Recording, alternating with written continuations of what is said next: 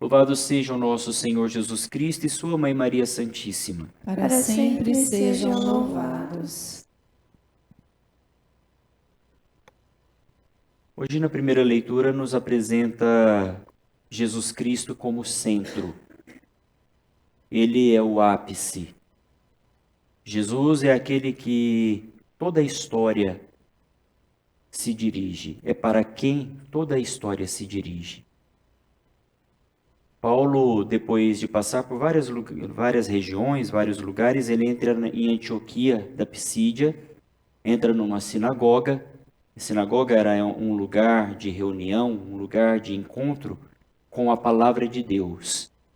É mesmo porque dentro da liturgia judaica havia apenas um templo, né?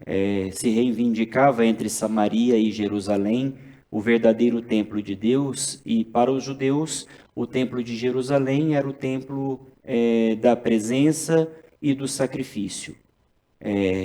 Só se fazia sacrifício em Jerusalém. Mas nas cidades, nas regiões, nos lugares onde o povo estava espalhado, eles estabeleciam lugares, um lugar de reunião, uma assembleia, e eles chamavam de sinagoga. E a liturgia da sinagoga era um pouco diferente da liturgia do templo, porque no templo se oferecia o sacrifício, ouvia-se a palavra e oferecia o sacrifício. Na sinagoga, não. Na sinagoga, a liturgia girava em torno da palavra. E depois de escutarem a palavra, Paulo toma a palavra e começa então a falar aos judeus que ali estavam. E ele começando por Abraão, passando por Moisés, pelos patriarcas, por Moisés, chega na era dos juízes e depois dos reis. E toca num ponto do Antigo Testamento, um ponto que é central, que é o estabelecimento de Davi como rei. Davi foi um dos grandes reis de Israel.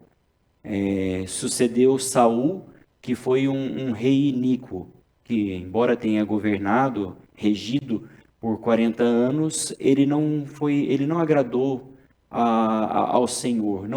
O seu reinado não foi agradável aos olhos de Deus. Mas Davi foi suscitado no meio do povo como um pequeno pastor de ovelhas e que, apesar da sua aparência de fragilidade, foi um grande rei que conduziu o povo de Deus de fato para a verdade, para as conquistas.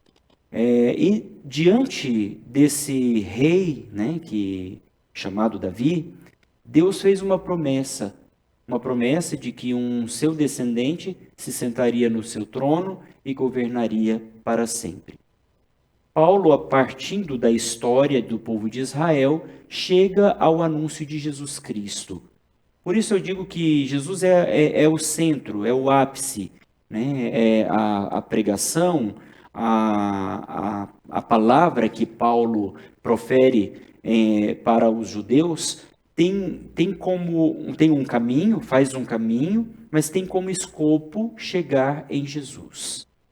E é muito interessante, porque se nós pegamos a partir da primeira leitura e passamos para o Evangelho, no último discurso de Jesus, no último momento que ele teve com os seus discípulos, que era a última ceia, depois de ter lavado os pés dos discípulos, ele começa a ensinar: o servo não é maior do que o seu senhor, e nem o mensageiro é maior do que aquele que enviou. Mas apesar disso, eu vos envio, eu vos lavei os pés para dar o exemplo. E é interessante, né?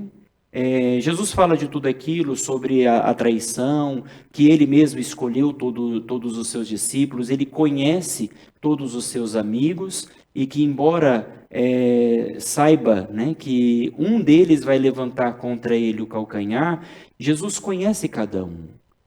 E apesar das nossas fragilidades pessoais, cada um de nós as temos, o Senhor nos escolheu ainda assim e conhece cada um de nós. O ponto central desta liturgia é Jesus Cristo como centro.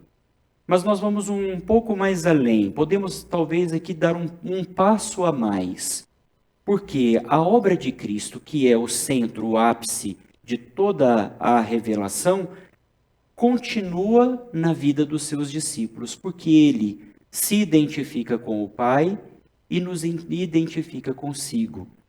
Em verdade vos digo, quem recebe aquele que eu enviar, recebe a mim.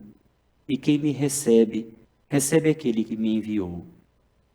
Isso significa para nós, meus irmãos e irmãs, queridos ouvintes da Rádio Maria Brasil, que nós participamos do mistério da vida de Cristo. Ele é o centro e nós damos continuidade ao seu projeto de amor, porque somos a Igreja. Louvado seja o nosso Senhor Jesus Cristo. Para sempre seja louvado.